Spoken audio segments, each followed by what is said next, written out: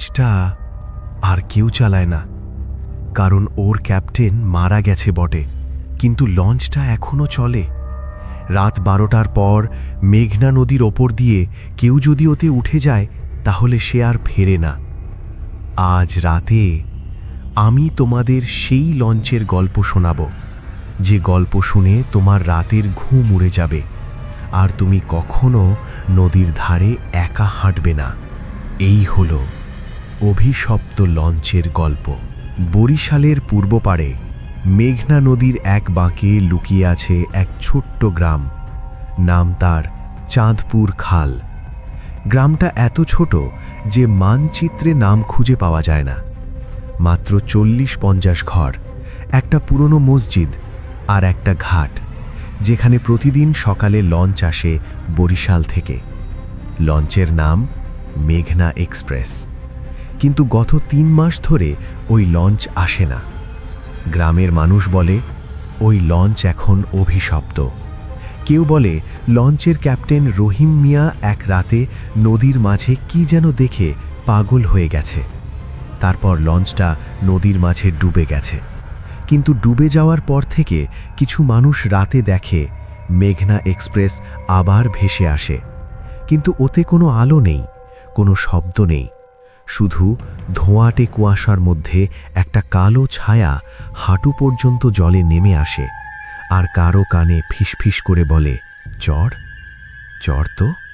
কিন্তু কেউ চড়ে না, কারণ গ্রামের বুড়ো মৌলভী সাহেব বলেছেন ওই লঞ্চে চড়লে মানুষ ফেরে না, ওরা নদীর নিচে নিয়ে যায়, যেখানে মৃতদের আত্মা জীবিতদের জায়গা কেড়ে নেয়। আরিফ ছিল ঢাকার এক ছোট্ট ভিডিওগ্রাফার। গ্রামের মানুষের কথা শুনে সে ভাবল, এত ভালো কন্টেন্ট, একটা ভাইরাল ভিডিও হবে। সে তার ক্যামেরা, মাইক আর একটা পুরনো জেনারেটর নিয়ে চাঁদপুর খালে এসে পৌঁছালো। গ্রামের মানুষ তাকে বারণ করল, বাবু, ওই লঞ্চের কথা উঠালেই রাতে ওরা আসে, তুমি এখানে থেকো না। কিন্তু আরিফ হাসল, ভূত ভূত নাকি, আমি তো সায়েন্টিফিক মাইন্ডেড। সে রাতে ঘাটের পাশে একটা পুরনো বাড়ি ভাড়া নিল।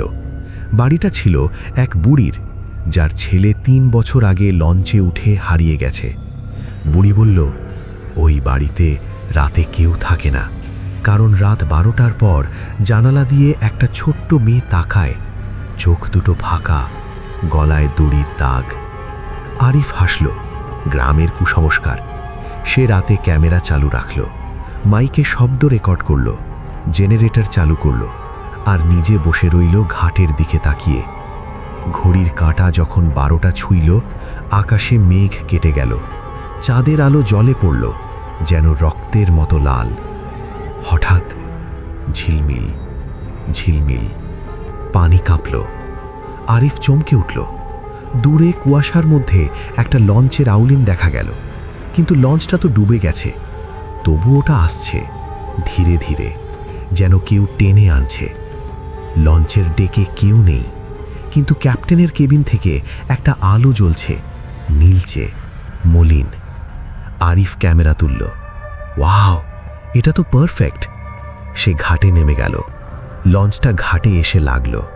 কোনো শব্দ নেই, কোনো ক্যাপ্টেন নেই, কিন্তু দরজা খোলা। ভেতরে ঢুকল। ভেতরে গন্ধ, পচা মাছ, ভিজে কাঠ আর কি যেন মাটির নিচে পচা মাংসের গন্ধ। ডেকে পড়ে আছে একটা পুরনো নকশি কাঁথা, যেটা কোনো মেয়ে হাতে করে সেলাই করেছে। কাঁথার ওপর লেখা, আমি ফিরব না। আরিফ কাঁথা তুলে নিল। হঠাৎ টক টক টক, পায়ের পিছনে কে যেন হাঁটছে। আরিফ ঘুরে তাকালো, কেউ নেই, কিন্তু মেঝেতে উল্টো পায়ের ছাপ। তার হৃৎস্পন্দন বেড়ে গেল। সে ক্যামেরার দিকে তাকালো, গাইজ, এটা দেখো, এখানে কেউ আছে। কিন্তু ক্যামেরার স্ক্রিনে শুধু সে নিজেকে দেখা যাচ্ছে, আর তার পিছনে ক্যাপ্টেনের কেবিনের জানালায় একটা ছোট্ট মেয়ের মুখ, চোখ দুটো ফাঁকা, গলায় দড়ির দাগ। আরিফ চিৎকার করে উঠল, কিন্তু তখন আর পালানোর সময় নেই। লঞ্চের ইঞ্জিন হঠাৎ চালু হয়ে গেল, গুরুরু। দরজা বন্ধ হয়ে গেল আর লঞ্চটা ধীরে ধীরে নদীর মাঝে চলে গেল।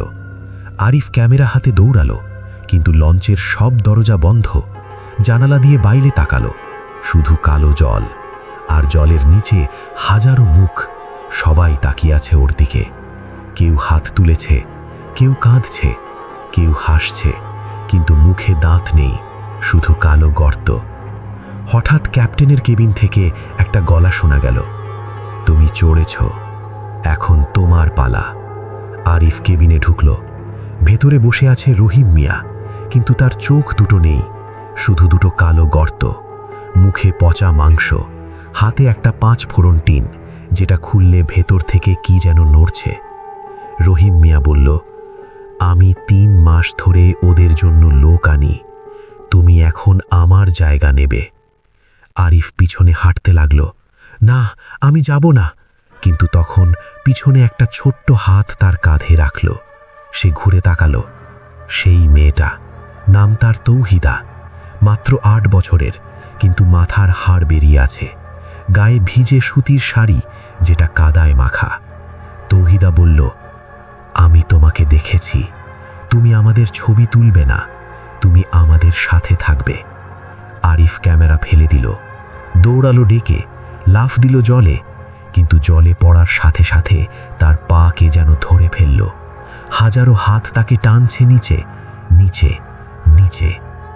গ্রামের মানুষ ঘাটে একটা ক্যামেরা পেল, মেমোরি কার্ড ভেজা, কিন্তু কাজ করছে।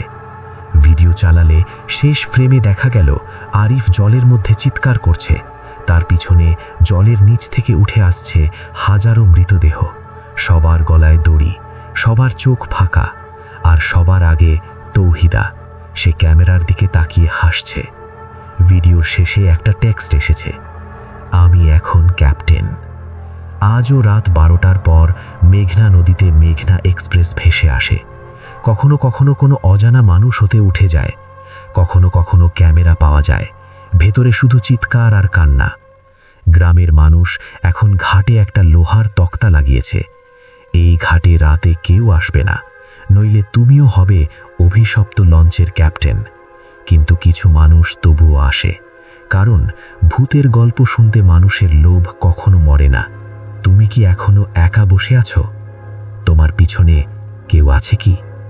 দেখো তো, তোমার জানালার বাইরে কুয়াশার মধ্যে একটা লঞ্চ আসছে না তো? আর যদি আসে, তাহলে মনে রেখো, কখনো ওতে চড়ো না, কারণ ওরা তোমাকে চেনে। আমি চলে গেলাম, কিন্তু তুমি কি নিরাপদে ঘুমাতে পারবে?